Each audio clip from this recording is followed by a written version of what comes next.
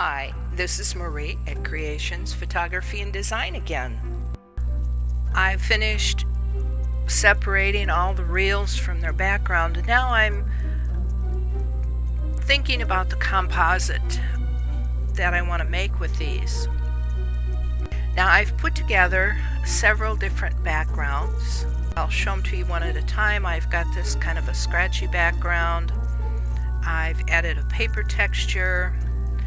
I've added some cloth. I've put something that will add a vignette. I thought that was a little bit too much, so I added a hue and saturation adjustment layer to bring that saturation down. So I have my background here that I've put into a group, and now we're ready to start moving in our ViewMaster element. So I'll go over here, and I'm just going to grab a rectangular marquee tool for the heck of it. Whoops, let's actually make sure that it's rectangular. I'll select deselect, and then I'll grab the rectangular marquee tool, much better. And get it just enough so where I have just the envelope. I'm going to start with the envelope. Grab my move tool.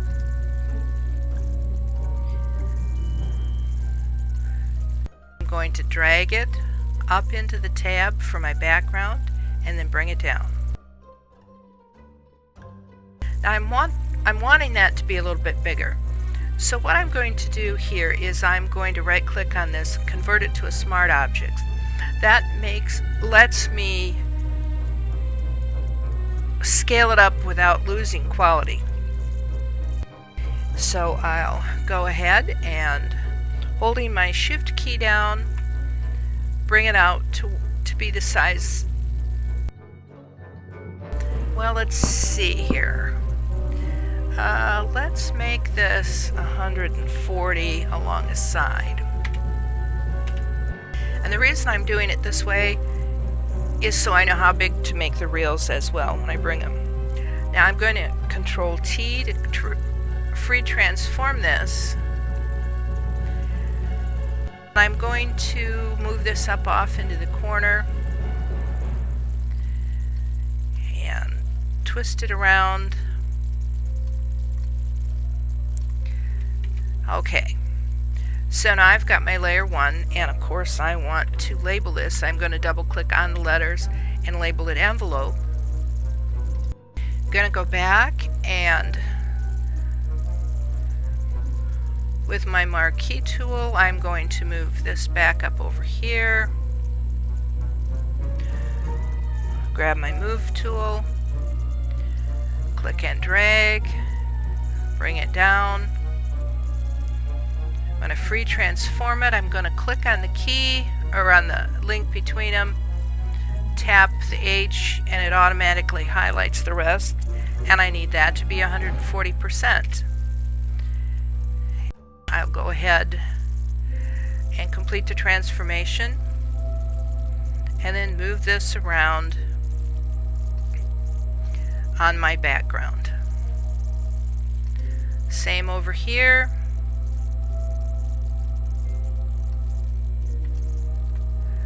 Marquee tool, drag this over here, move tool, drag this up into here, move it around,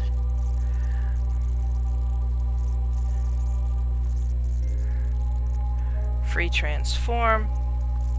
Oh, that other one I forgot to make it a smart object, but we'll remember on this one. Free transform, lock, 140. Oh, interesting, didn't take the 4. 140, there we go. And we're going to transform this one. We're just going to twirl it around a little bit. Move it, oh gosh. There, maybe I want to come down here and move this one down a little lower. Back here and move this a little bit. and one more marquee, move, drag, smart object, transform,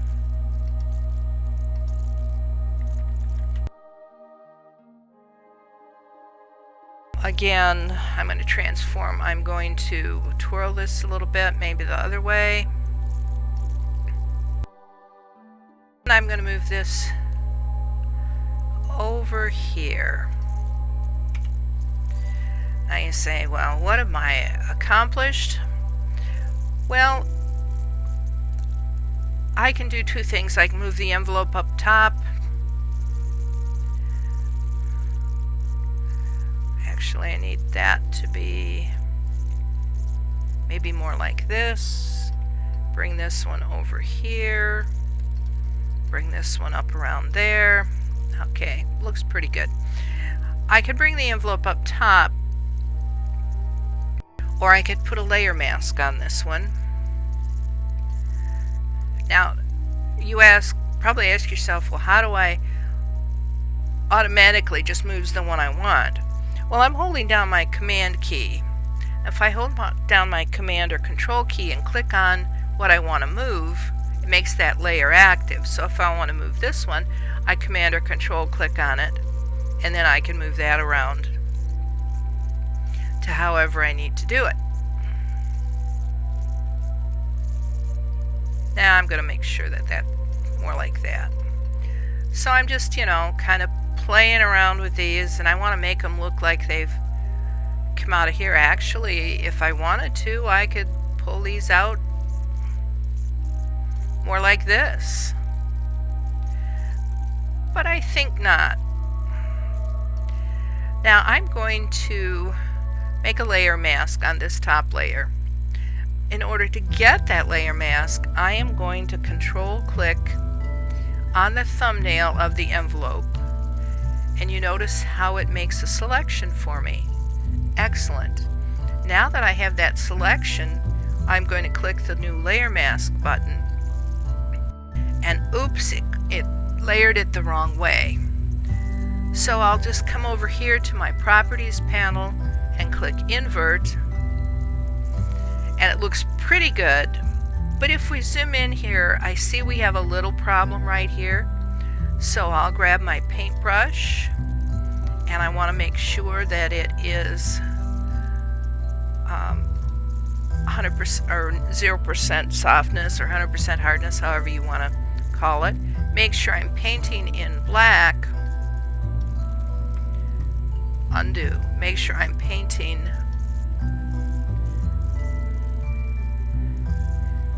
in white. And I'll just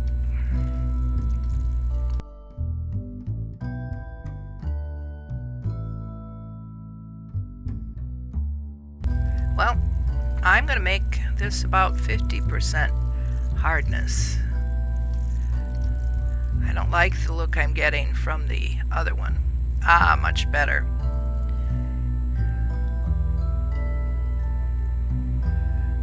And I'm painting in white this back half of the envelope that I don't want to see.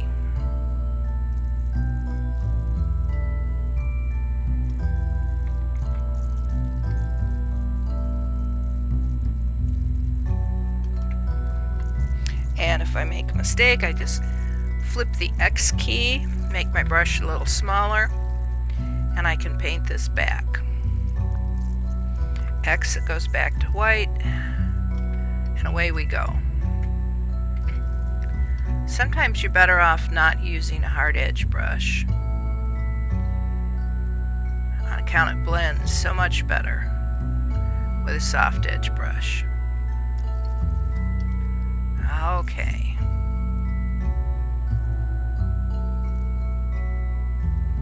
There we go.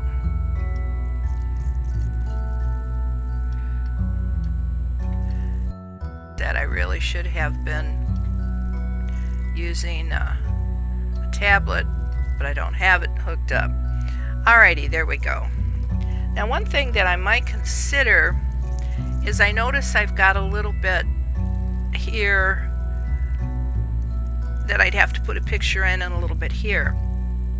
So I'm going to unhook the layer mask from the background, and I'm going to transform this background, and I'm just going to spin it around and see if I can tuck all that underneath there.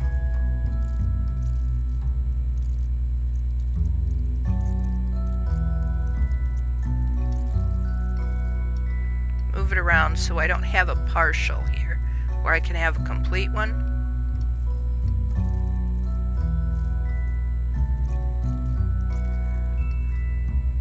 Well, that's not bad. We'll call that good. So we have our 3 reels. Now there's, and of course I want to save this. So we'll save this as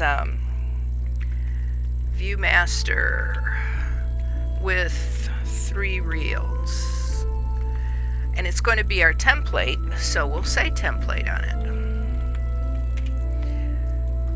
Alrighty there. Now as far as putting pictures in these, there's a couple of ways you can do it. One would be to paste into, another would be to make the picture small and stick them underneath each of those.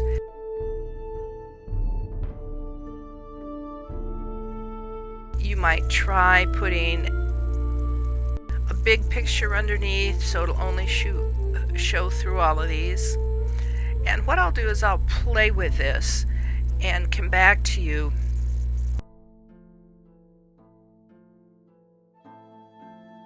show you what the best way would be. But one thing that you have all this room here that you could do is you could use this to go ahead and make some sort of a title.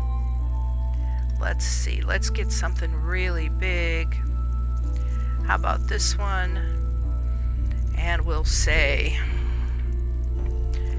a fun day at the zoo.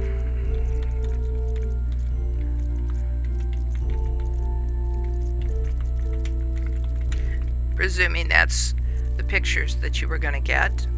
Now you'll notice when I'm using my text tool, if I'm right on the text, I get the I bar tool, and if I'm away from it, I get a move tool, so I can move this around almost any way that I want.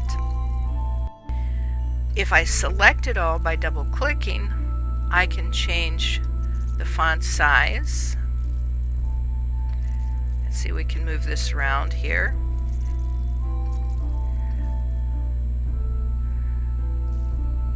That's a bit big. I can also complete the transformation and work with my character palette here. And I can say, well, 72 isn't going to work. Let's try 65. Ah, much better. But the letters are a little close together. So maybe I'll say put this back at 0, or maybe give it a positive number. And if we have our move tool out, we can of course move it around. Now one thing I did forget to do is these guys need a shadow of some sort. So I'm going to select this layer here with my move tool by shift or by control or command clicking on it. And I'm going to go down here to the FX button. I'm going to add a drop shadow. And let me zoom in a little bit on this so you can see what's going on. I'm going to look at the distance here. Oh, there we go. Now you can see there's quite a bit of shadow. It's quite a harsh shadow. I don't like my shadows quite that harsh. I tend to move the size up and it softens those shadows.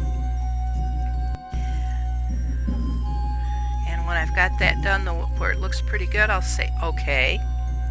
And then we'll zoom back out, Control or Command 0. Now I need that effect on all of these things. So I am going to go ahead and hold my Option key down and drag this to the layer above it. Drag it to the layer below, again with my Option key down. And the envelope needs that same shadow that we're seeing on the other ones.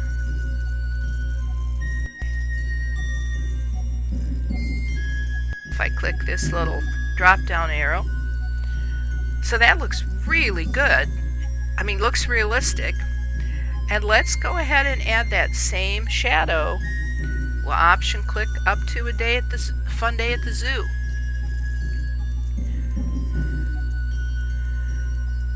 So now we're ready for our pictures, and I'll come back and do that with you later.